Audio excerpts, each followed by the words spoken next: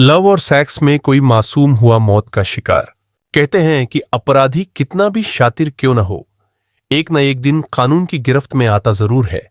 हालांकि हत्या जैसा जघन्य अपराध जब भी कोई अपराधी करता है तो निश्चित ही वह यही सोचता है कि उसने जो अपराध किया है उसे करते किसी ने देखा नहीं है, अथवा साफ बच निकलेगा। इस कहानी में आरोपी का अगला शिकार बनने वाली उसकी दूसरी पत्नी के साहस ने उसकी असलियत पुलिस के सामने ला दी।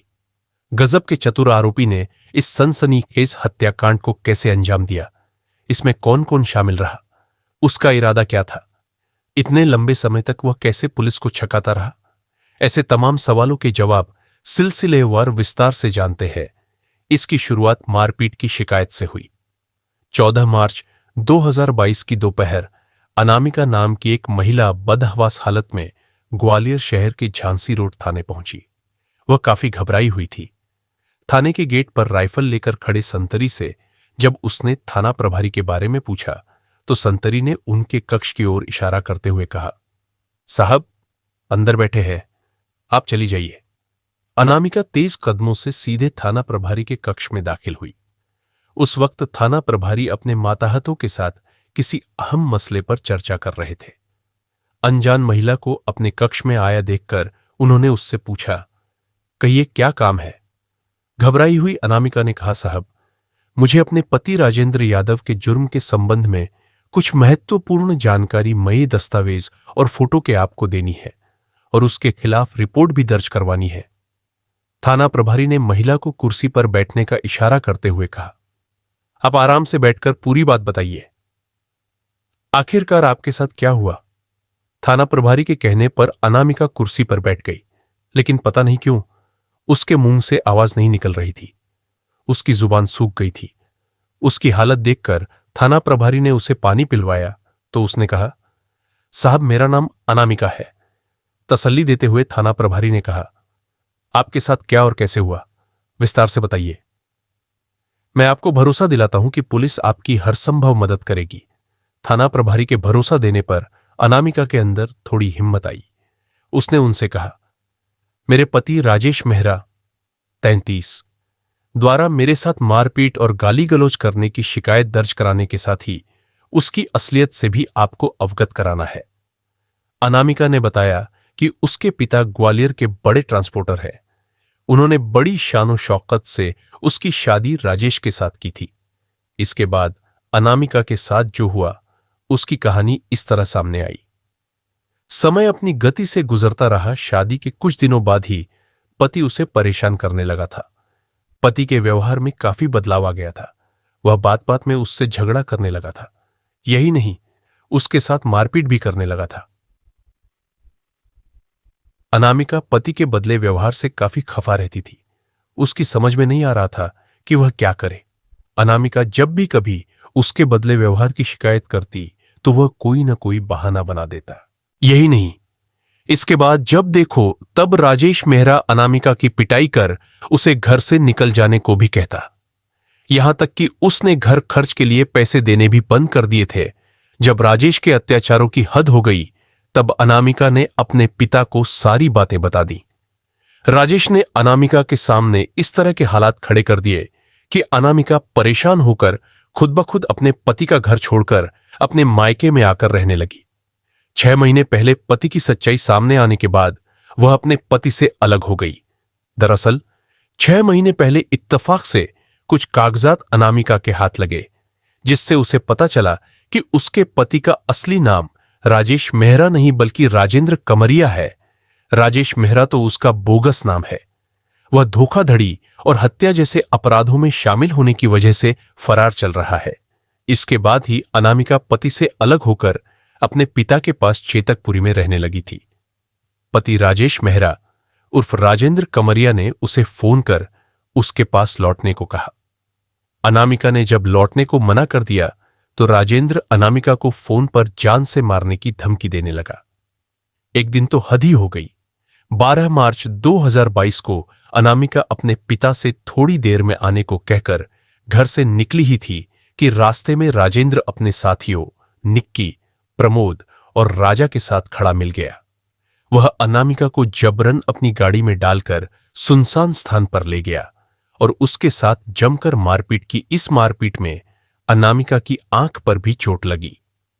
अनामिका ने बताया कि उस दिन पति राजेंद्र उसे जान से मारने की फिराक में था, लेकिन वह जैसे तैसे उसके चंगुल से छूटकर भाग आई।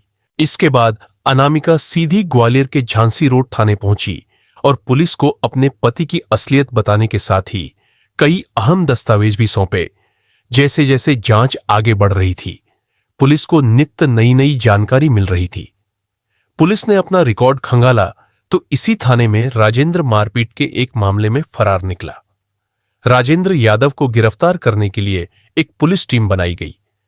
टीम में क्राइम ब्रांच के टीआई दामोदर गुप्ता, थाना प्रभारी बिलोआ रमेश साख्य, क्राइम ब्रांच के SI Rajeev Solanki, head constable Rambabu Singh, constable Ashish Sharma व सोनू परिहार तथा बिलोआ थाने में पदस्थ एएसआई जीत बहादुर, कांस्टेबल सुशांत पांडे, धर्मवीर और महेश आदि को शामिल किया गया।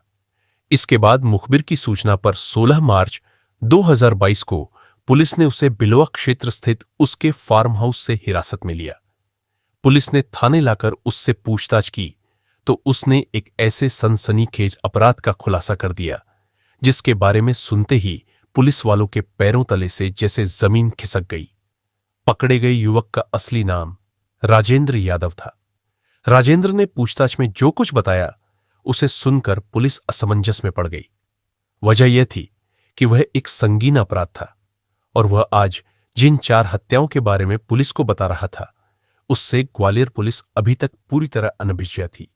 पूछताछ में राजेश मेहरा उर्फ राजेंद्र मेहरा उर्फ राजेंद्र यादव उर्फ राजेंद्र कमरिया से पता चला कि वह सिर्फ 12वीं कक्षा तक ही पढ़ा है। ग्वालियर के बालाबाई के बाजार में उसका एक दोस्त मनोज गहलोत परिवार के साथ रहता था। राजेंद्र यादव भी उसके पड़ोस में ही रहता था। दोनों में गहरी दोस्ती थी। राजेंद्र ने अपने से 10 साल बड़ी मनोज की पत्नी गीता को अपने प्रेम जाल में फांस लिया था। दोनों के बीच अवैध संबंध हो गए थे। 31 दिसंबर 2011 को राजेंद्र ने अपनी प्रेमिका गीता के साथ मिलकर उसके पति मनोज गहलोत को बियर में नशे की गोली मिलाकर पिला दी।